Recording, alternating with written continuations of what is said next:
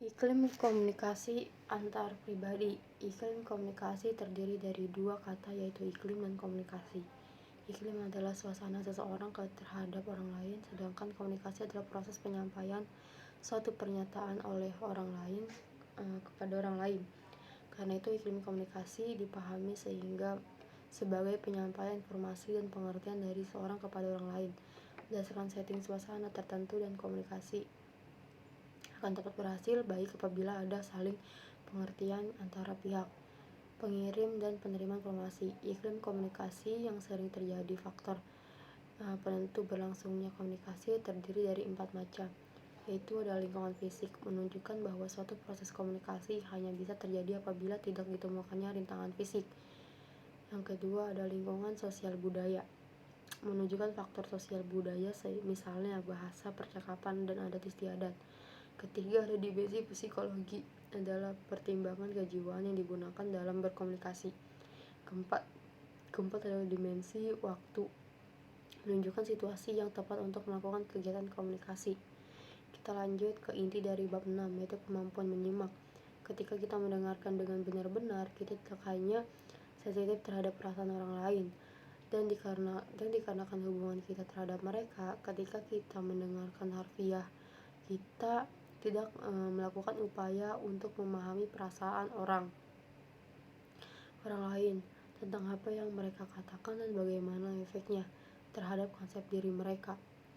Akibatnya setiap tanggapan kita membuat kita mungkin untuk mengkonfirmasi identitas mereka, dan layak mungkin bahaya. Terbesar dari mendengarkan literasi literal adalah bahwa hal mungkin dikonsumsi orang lain jika kita mengukur tingkat kepentingan suatu kegiatan menurut waktu kita gunakan untuk kegiatan tersebut, maka mendengarkan merupakan kegiatan komunikasi yang paling penting. Selanjutnya ada hambatan menyimak. Yang pertama ada perceptual listening, berpura-pura mendengarkan. Ketika kita melakukan ini, kita ada terlibat untuk menjadi perhatian, akan tetapi pikiran kita benar-benar di tempat lain. Kedua ada monopoli, secara terus-menerus memfokuskan komunikasi pada diri sendiri, bukan apa yang sedang dibicarakan. Ketiga ada mendengarkan selektif, adalah mendengarkan secara selektif yang banyak memfokuskan hanya pada bagian-bagian tertentu dari komunikasi.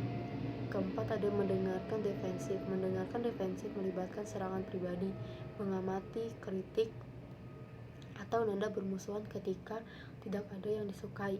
Kelima ada menyergap, adalah mendengarkan dengan hati-hati bertujuan untuk menyerang si pembicara. Keenam ada mendengarkan literal. Bentuk akhir dari non-listening adalah mendengarkan literal yang melibatkan pendengar hanya untuk konten atau isi, mengabaikan makna dari hubungan tersebut. Inti dari bab 7 yaitu ada manajemen konflik. Dalam komunikasi antar pribadi, emotion dalam komunikasi antar pribadi.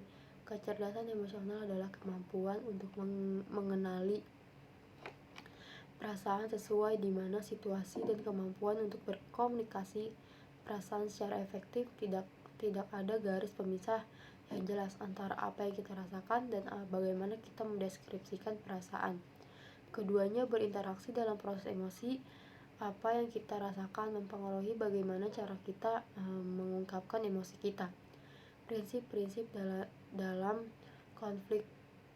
suatu konflik adalah proses alami dalam sebuah hubungan. Kedua ada konflik mungkin berlebih atau rahasia. Untuk menangani suatu konflik ada sekiranya 5 gaya yang dapat digunakan. Antara lain yang pertama itu ada aggressive style, kedua ada withdrawing style, ketiga ada accommodation style, keempat ada compromising style, kelima ada problem solving style. Selanjutnya kita akan lanjut ke bab 8, yaitu teori-teori komunikasi antar pribadi. Teori adalah seperangkat aturan yang paling berkaitan antara satu sama lain atau prinsip-prinsip umum. Misalnya hipotesis yang sudah terverifikasi berulang-ulang mengenai sejumlah aspek yang realistis. Bagaimana pola interaksi, seperti apa bentuknya komunikasinya, serta bagaimana efek-efek yang Jadi setelah komunikasi berlangsung, kita semua menjadi titik pokok pembahasan di bawah ini.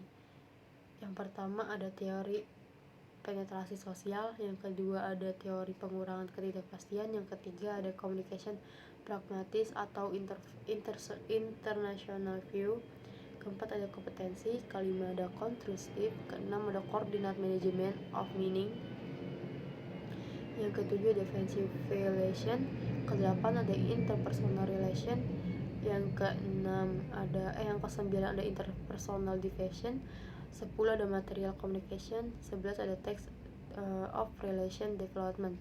Selanjutnya yang ke-12 ada relation directive, ke-13 ada social actions theory, ke-14 ada days of relationship development. Sekian dari review buku komunikasi antar pribadi dari saya. Assalamualaikum warahmatullahi wabarakatuh.